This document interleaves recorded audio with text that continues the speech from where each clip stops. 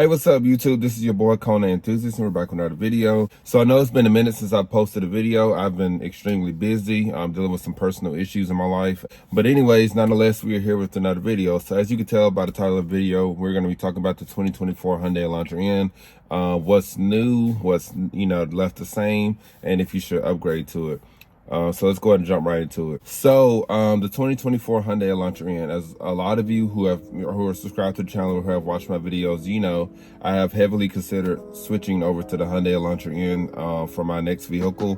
I'm planning on having it, happen maybe this year, or make a different change. But as of now, it's kind of in the plans to go switch to the Hyundai Elantra N. So of course, I've done some digging at this point to see what's different compared to the 2023 Hyundai Elantra N. So we're going to go ahead and discuss that. So for 2024, there's really no color options that's listed as of now. But as of now, so far from what I've seen, the dealerships, they're basically the same colors except for one. Of course, we're waiting on more dealerships to get allocated, but there's a new red color that I'll put on the screen, and you'll see it looks really, really good. I think it clears up the black bumper on the back a good bit.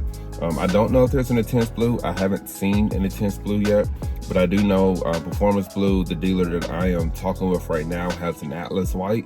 So yeah, those are the colors that I've primarily seen. I've also seen pretty much the same colors, those two colors, for the Ioniq 5N that has been landing in the States as well. But anyways, yeah, so the biggest discussion is if you should upgrade to it, and I've said this before, if you're coming from a Veloster N or a Kona N, I say absolutely. It's a great performing car. It's more modern on the inside compared to both of those vehicles. You have the sunroof, you have things of that sort. So I definitely say it's worth the upgrade. Now, if you're coming from an Elantra N, I don't exactly know if it's worth it.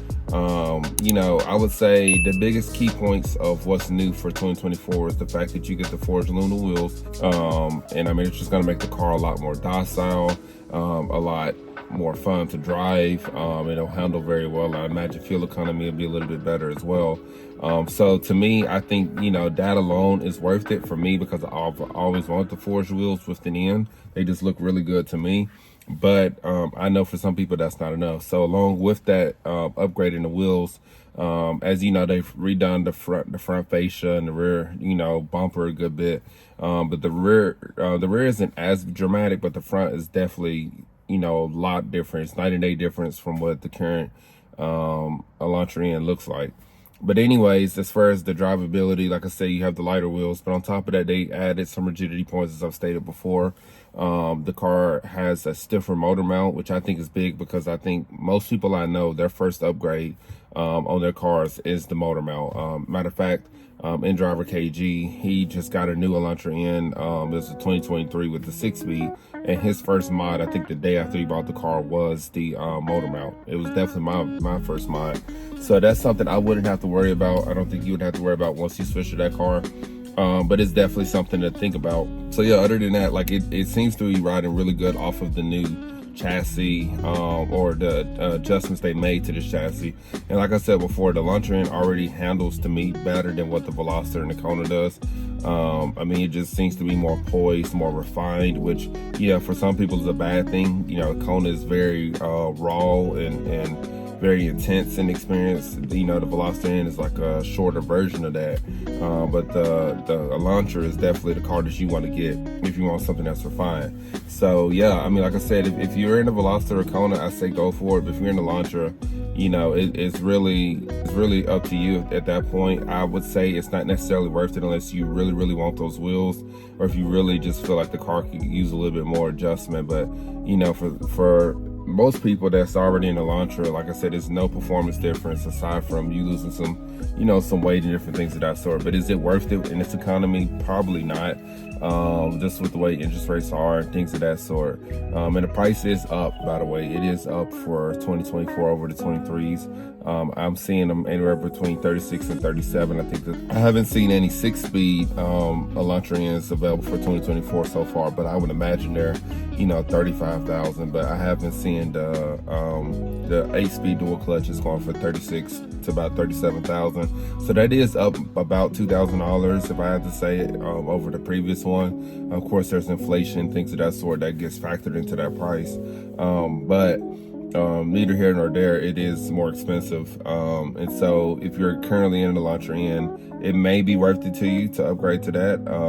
But if you're in the Kona N, it's definitely, the way to go. So that's something, just to keep in mind. I've had a lot of people ask me, is it worth it? So I figured I would make this video. And also I've had people ask me, is it, even worth me trading up to it? And so I've done my research. It's a car that I've, heavily considered getting. For one, it's bigger than what the Kona N has as far as, people space in the car. But for two, it's just, it's just that much better of a car. I mean, I think all of them are great. I think all of the end products are amazing, as I've said before. I mean, you can't get a better bang for your buck. But if I had to say, for a car that wants to get as close as possible to the Type R, as far as driving dynamics, I mean, it doesn't get any closer than Elantra N. Out of these three vehicles, it doesn't get any closer than Elantra N. I would say the Kona and the Veloster are kind of the similar feel to what the old STI used to be, or what the GR Corolla is now. But other than that, guys, I just wanted to drop that little nugget on y'all, give y'all some, some tips and some information on what the new 2024 Elantra is looking like so far. They are starting to arrive at dealerships across the country. I know my area, we have about 6 different dealers that it says it's in transit. So I may be in one in the next couple of weeks. Just gotta get some stuff I'm trying to take care of first. But either way, they're starting to head to dealers. So if you're interested in it, I would say go ahead and go out, check those cars out at the dealerships. Don't waste no time, because they're probably gonna sell like hotcakes. Hopefully your dealer doesn't have any markups. As of now, I'm not seeing any in my area, but you never know how these dealers do. But yeah, if this is your first time watching one of my videos, please make sure you like, comment, and subscribe. I'm going to try to get some more content posted. I have videos in backlog that I just got to get uploaded this weekend. But yeah, if this is your first time, please make sure you like, comment, subscribe. Make sure you click on the notification bell. Also, please make sure you follow me on Instagram. My Instagram is icy_Kona_N. Other than that, I really appreciate you for watching this video, and stay tuned for the next one.